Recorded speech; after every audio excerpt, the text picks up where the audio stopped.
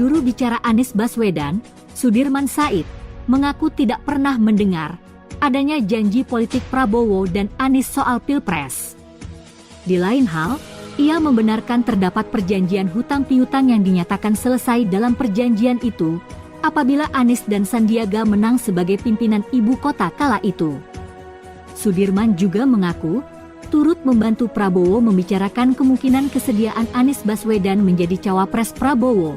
Dalam berbagai diskusi yang dijawab Anies, bahwa ia hanya akan fokus mengurus Jakarta. Sementara baru-baru ini tersebar di berbagai media online, adanya foto surat pernyataan hutang Anies Baswedan saat Pilkada DKI Jakarta tahun 2017 silam. Dalam surat tersebut dijelaskan, Anies meminjam uang kepada Sandiaga Uno dan pihak lainnya senilai 92 miliar rupiah untuk memenuhi kebutuhan pemenangan putaran kedua pemilihan gubernur saat itu. Menurut analis komunikasi politik Anies, Henry Satrio atau Hensat, jumlah seluruhnya 92 miliar rupiah dengan rincian, pinjaman pertama 20 miliar rupiah, pinjaman kedua 30 miliar rupiah, ditambah pinjaman ketiga 42 miliar rupiah. Di dalam foto tersebut, terdapat perjanjian yang ditandatangani Anies di atas meterai bersama Sandiaga Uno di Jakarta, 9 Maret 2017. Henry Satrio tak bisa memastikan keaslian dokumen yang beredar tersebut, namun menurutnya, isi perjanjian itu mirip dengan dokumen asli, yang terdapat 7 poin dalam perjanjian itu berbunyi. Surat pernyataan ini adalah tambahan dari surat pernyataan pengakuan hutang pertama, yang dibuat tertanggal 2 Januari 2017 dengan dana pinjaman sebesar 20 miliar rupiah, sebagai pengakuan hutang pertama. Dan surat pernyataan pengakuan hutang kedua tertanggal 2 Februari 2017 dengan dana pinjaman sebesar 30 miliar rupiah disebut sebagai pengakuan hutang 2. Pengakuan meminjam uang kembali sebesar 42 miliar rupiah dari Bapak Sandiaga Uno, tanpa jaminan dan tanpa bunga, sebagai pengakuan hutang 3 sebagaimana disebutkan, untuk keperluan memenuhi kewajiban 70% dari total biaya, pada kampanye putaran kedua Pilkada DKI 2017, dengan total biaya sebesar 60 miliar rupiah, di mana dana pinjaman 3 tersebut, akan diserahkan oleh Bapak Sandiaga Uno, langsung kepada tim kampanye. Dengan demikian, saya mengakui total jumlah dana pinjaman pertama, dana pinjaman kedua dan dana pinjaman ketiga adalah sebesar 92 miliar rupiah. Saya mengetahui bahwa dana pinjaman ketiga tersebut, berasal dari pihak ketiga dan Bapak Sandiaga Uno yang menjamin secara pribadi, pembayaran kembali dana pinjaman ketiga kepada pihak ketiga tersebut.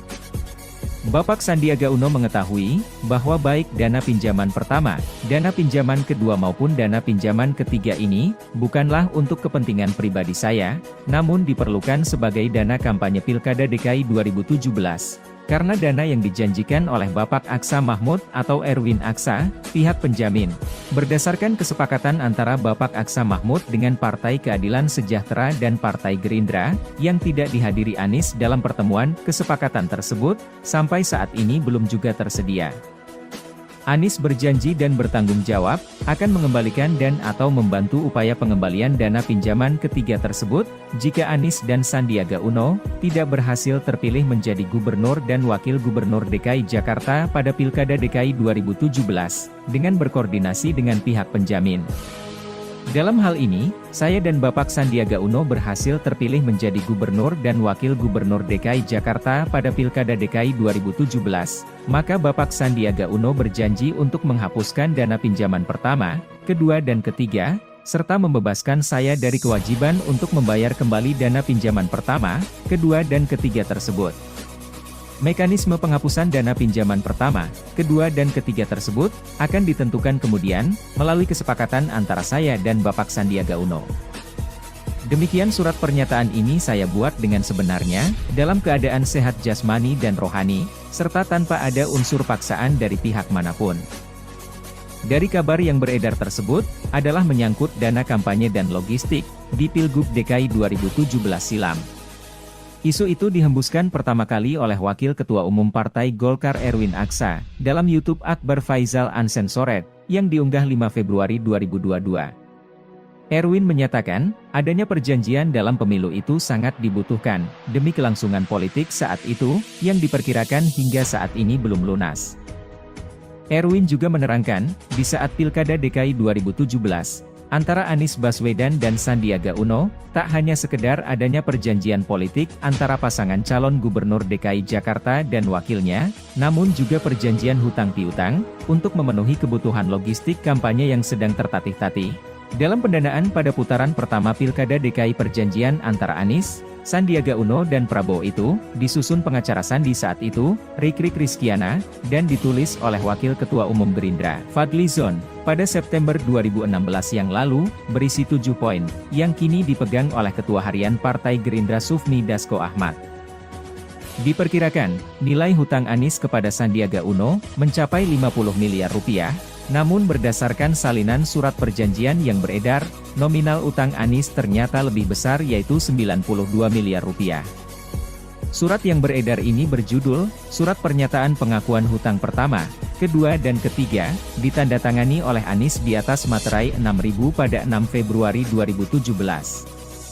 Isi surat perjanjian itu, poin pertama, surat pernyataan ini, adalah tambahan dari surat pernyataan pengakuan hutang 1, yang dibuat pada 2 Januari 2017 lalu sebesar 20 miliar rupiah.